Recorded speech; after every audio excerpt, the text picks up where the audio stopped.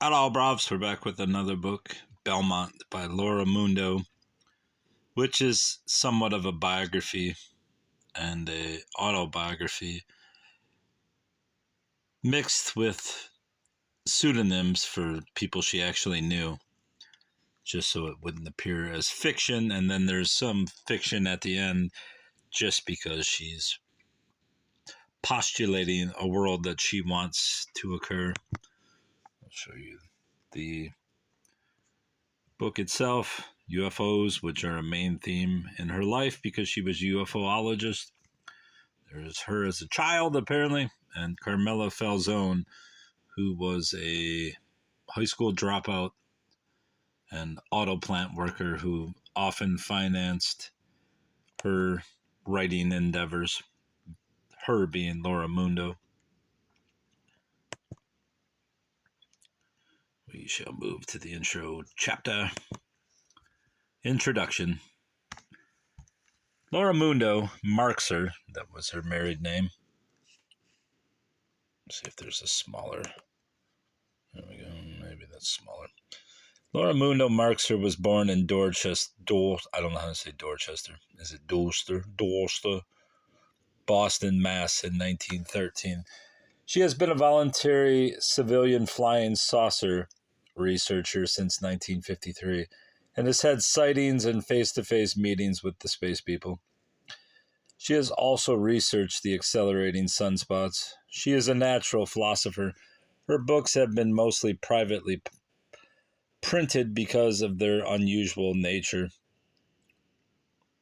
She has no wish to disturb the public, only to elucidate those who are willing, she forgot to put who in there, are willing to expand their minds. This book has been mimeographed, rough draft, by Laura Mundo Enterprises Associates on recycled paper that costs 20 cents more, even so, than ordinarily a ream. The price of $3 hardly covers the cost, and since this is a rough draft, she does editing. Consider where you'll spend your money these days, and this will be the best investment you ever made. When God asked whose conjunction I would like to be born into this lifetime around, some wisdom greater than my own must have directed me into the loving enclosure of Laura Mundo Marxer, my aunt. Many have said she is a woman ahead of her time, and have used this as an excuse to reject or ridicule her writings, and will come to find in time she was not ahead, but rather humanity had fallen way behind. Mankind should have been further along in evolution by now, but has allowed itself to be led down the garden path to oblivion time and time again.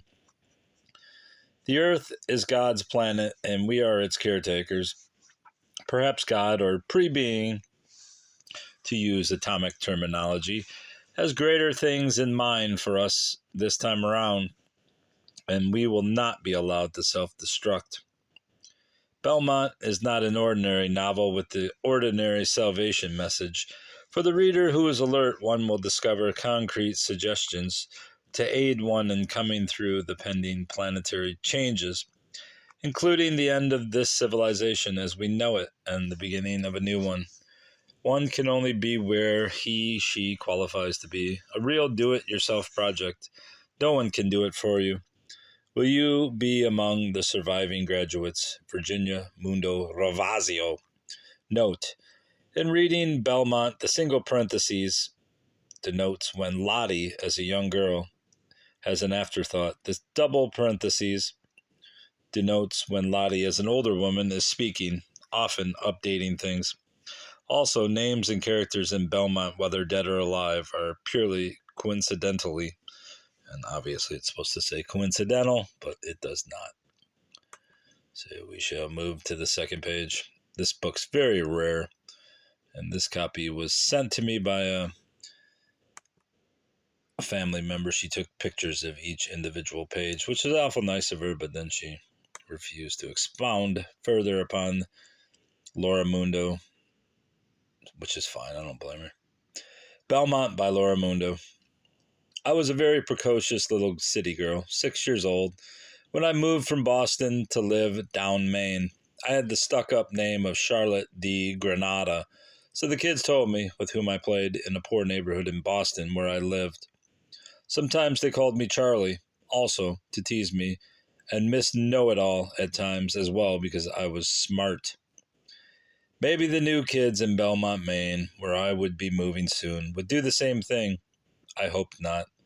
I also had spindle legs and arms, my mother told me, which I knew meant they were toothpick skinny. I had flaxen-colored, almost white hair that I wore in long braids and parted in the middle. And trust me, you wanna continue on with this book. It starts off a little dull, but there's more madness contained in this book than probably any book you'll ever read. My mother, who called me Lottie, as did my brothers and sisters, would wind rubber bands around the ends of the braids over and over to hold the braids together. After she combed and rebraided my hair fresh each morning before I left for school. On special days, I wore hair ribbon bows. I wore pinafore dresses every day that were clean but never new. They were hand-me-downs from my 3 older sisters and came to them from the Salvation Army. My shoes were hand-me-downs too, and the toes were often scuffed out before I got them. So Ma would have the cobbler put a metal cap over them. It made it more fun for me to play kick the can than for the other kids. I had huge, bright blue eyes and my little, thin, pointed face and a round pug nose. This much the mirror told me. My mother told me also that I had eternal question marks in my eyes. I could never see the question marks in my eyes, however, whenever I boosted myself up on the edge of the kitchen sink and perched precariously there while I peered into the small wooden frame mirror that hung on the wall over the kitchen sink, in which my older sisters primped, also as Ma called it, each morning before they went to school. We had the wash in the kitchen sink because there was no wash basin, nor mirror in the water closet. That always smelled of pee, I remember.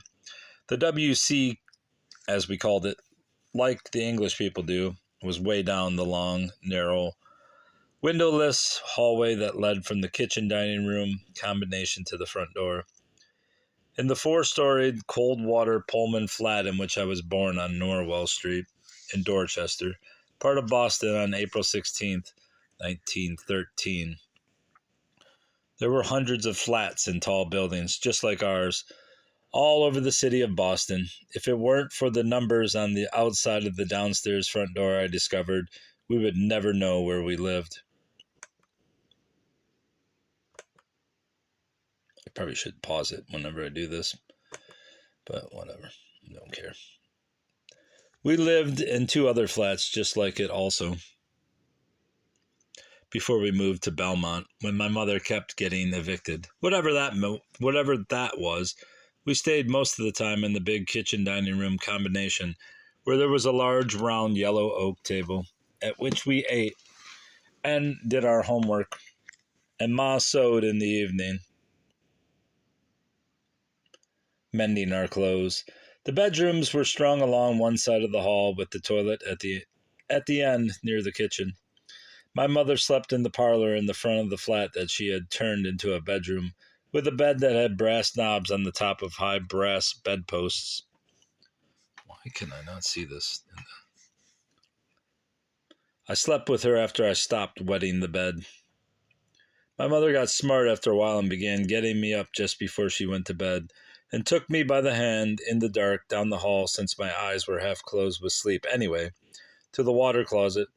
There she would snap down the back of my pants and my Dr. Denton pajamas and perch me up on the toilet seat and wait patiently for me to tinkle, my word, for pee. Pretty sure that's universal, Laura.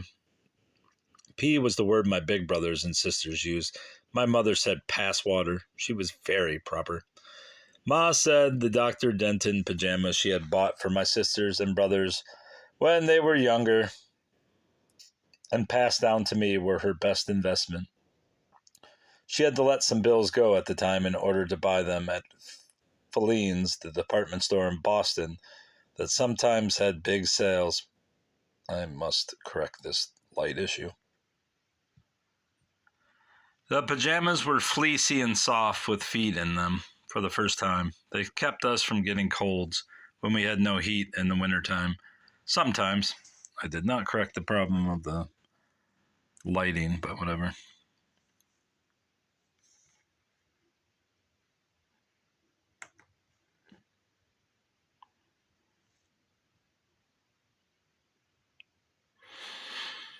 My two brothers slept together in the first bedroom down the hall from the WC in one big bed with white fancy iron girlwork at the head that Ma bought in a secondhand store one time. I don't know why she keeps saying one time. My three sisters had the second bedroom where they slept on separate army cots and fussed about who would have which drawers in the one big mahogany dresser with brass pullers. My sisters fought about who was going to use the one mirror over the dresser as well. They didn't really fight, of course. It was more like bickering. Wherever we lived in Boston, I remember my mother tried to keep the WC smelling nice by scrubbing the cold flower-patterned linoleum floor on her hands and knees once a week. Every Saturday night while I took my bath in the tin tub in the WC. In that way, Ma said she could kill two birds with one stone. Ma, I knew, would never kill a bird. That was just an expression, I was sure. Ma used the stiff, hard hand scrub brush and something she called creosol, a dark, equally smelling liquid that she put in the water pail to wash the floor because it kills bad germs, she told me. Apparently, there were good germs also, I deduced. Ma scrubbed our toilet floor for no pay after she had spent all day Saturday and all week except Sundays scrubbing the floors of other ladies' beautiful houses for money so she could buy food for us to eat. My older sisters were supposed to take turns scrubbing the kitchen floor on Saturdays, but they bickered over that too. Ma didn't want them to do the toilet floor, she said. That was why she did it herself. No daughters of mine are going to be called ladies of the latrine as long as I can help it, she would say, with a half smile as though that was all the strength she could spare at the moment. She must have been hoping my sisters would grow up to marry rich men, I thought, so they could afford maids or ladies. What is this? Must be the light from outside. Like her to wash their floors. Otherwise, all mothers I had noticed had to wash floors and toilet bowls. My brothers, who were older than I, seldom put up the varnished toilet seat, as men are supposed to do when they came rushing in from outdoor play, stickball, baseball, king of the mountain, even though my mother would tell them over and over, uselessly it seemed, that they were old enough to know better. Their pee would hit the wooden toilet seat and spatter on the floor, or run down the outsides of the unpainted galvanized tin toilet bowl. And of course, the toilet seat was left up, if the boys put it up, when I would come rushing in to pee before I might wet my pants, tearing myself away at the last moment from playing with my dolls or reading a book, my favorite childhood occupation. Practically a mania with me. I would have to take precious time as I struggled to pull down my elastic-topped bloomers with one hand and put the toilet seat back down with the other hand so I could perch on it. Sometimes I just made it. And Laura's usage of capital letters in her many publications over the years occurred more frequently as she called them urgent emergency messages. And I guess it also went to her fictional accounts as well, but in her UFO reports, she would put all caps so you understood the importance. And this is you understanding the importance in this small book. Often I would take the book I was reading with me to the toilet, trying to make out the sentences.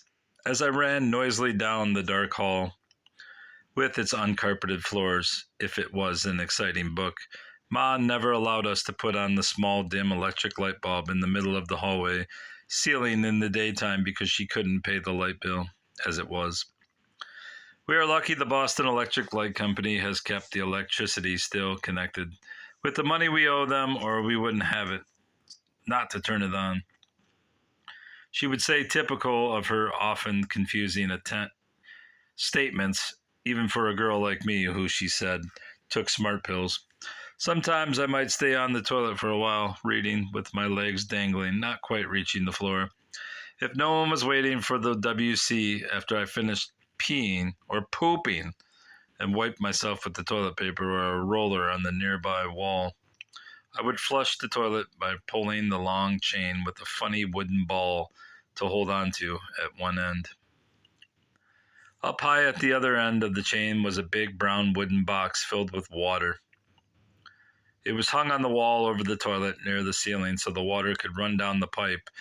In the middle of its bottom, I suppose, that was connected to the toilet bowl. When we pulled the chain, something would open at the top, perhaps, and down would come the water and wash our poop down the drain. What happened after that to our bowel movements, as Ma called it, I didn't know for sure, as smart as I was, but my brothers said they thought our poop went into the sewer pipes that were below the streets and into the Boston Harbor. I could visualize it floating around out there with pieces of orange peel and wood, like I had seen at the beach sometimes. My oldest sister Abby would tell my brothers to hush up. Nice people don't talk about such things. She would scold. I wondered why people didn't talk about things like that. Didn't everybody pee and poop? I never read for long. In the water closet, we couldn't put on the light in there in the daytime either, and it was gloomy, dark. It was also hot in there in the summertime. It had a skylight window in the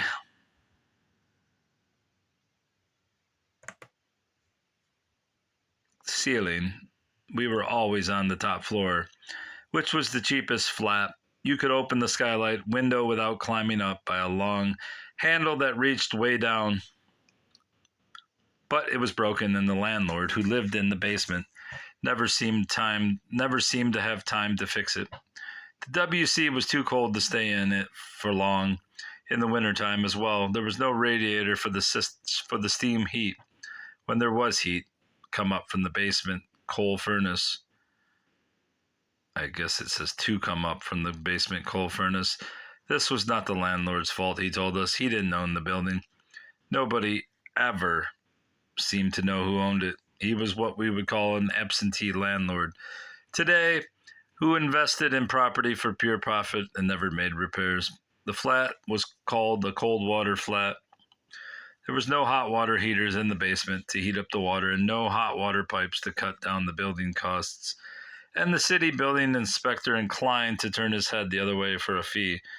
We heated water in kettles on top of the smoking oil stove in the kitchen on which we cooked instead. It was before the Great Depression and times were bad even then. There was a post-war recession going on at that time, Ma said, whatever that was. There were some things I conceded to myself, as smart as I was, that I didn't know or understand, even if someone explained them to me. My mother, Emily, was newly widowed when my second father, I never called him my stepfather. I thought that was an unkind word. Jeffrey Pittman, by name, was killed while dynamiting rocks on a small farm he had rented in Chapman, Maine. He was clearing the fields, and some sharp rocks came down and hit him in the middle of the top of his head, on his soft spot. He had been killed only 2 weeks after he and Ma had been married, and he had taken us all down Maine to Chapman to live, permanently, only a month or so ago now. My brothers and sisters and I hadn't had time yet to learn to call him Pa, which Ma has said we must do. Pa Pittman was a Bostonian too. He had been a salesman for many years for John Deere, a company that made farm equipment, and had always wanted a little piece of his own. He had planned to buy the farm in time. My mother's last name was Pittman, now I learned, because she had married Mr. Pittman, and her name was still Pittman even though he had been killed. Her maiden name, as she called it, had been Clark, before she married Papa de Granada, my own father. My last name, I discovered, however, wouldn't change at all, unless I got married someday, when I grew up. My mother and Pa Pittman had known each other only 3 weeks before they had been married. When mutual friends at church had introduced them, it had been what their friends called a whirlwind courtship. Others had called it a little scandalous. I had seen a little whirlwind once when Ma and I were walking down the street, and a tiny gust of wind had suddenly spiraled up in front of us and began to dance all the way down the street. out of sight, taking all the dried leaves with it. It certainly was fast. That was how fast our lives seemed to be changing these days, too. Ma had put her things in storage in Boston for the time being before we went to Chapman, because the farmhouse in Chapman, Pa Pittman said, was rented, furnished, but eventually he would send for them. But now Pa Pittman was dead. Ma told us when she came back from the hospital that day the rocks hit him on the head, where a neighbor farmer had taken Pa Pittman in his wagon, with no more explanation than that from Ma, except that Pa Pittman's brother Ed, who was summering in nearby Lake Sebago, Maine, had come up and handled all the funeral arrangements. My sister said Ma was probably too shocked to cry, let alone talk.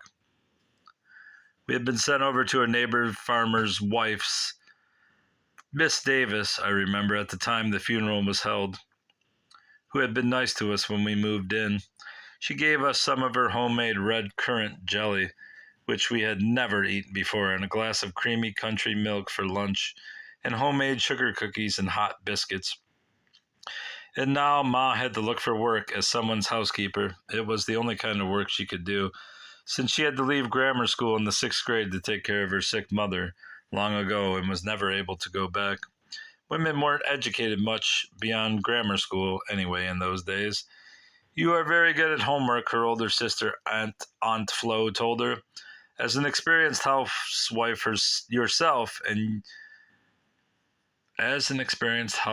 yourself, that's the whole sentence. And you have gone out to work all these years doing day work since your marriage to Elf, my own papa, to support the children. It isn't as if you are a nurtured, clinging vine, whatever they were, like some newly become widows are, Aunt Flo added. But there was no work for anyone in Boston at that time, or anywhere, it seemed. Try as Ma would to find work, she would walk a long walk to the private employment offices every morning at Codman Square with no money for car fare, and wait long hours and long lines. There was no government employment office then. Sometimes a job washing dirty dishes in a restaurant was possible to get, but when it was, they wanted only men, not women, because men were more dependable, although women usually wash dishes at home. With the recession on, the wealthy women from whom Ma did day work before she married Pa Pittman, the only ones who could afford to hire cleaning women in their homes were doing their own house cleaning for the first time. And I probably should stop there. I know no one will ever come back for the second chapter because you think this is just someone's boring autobiography, but trust me, this woman is absolutely insane. Goodbye, bruv. Good boy.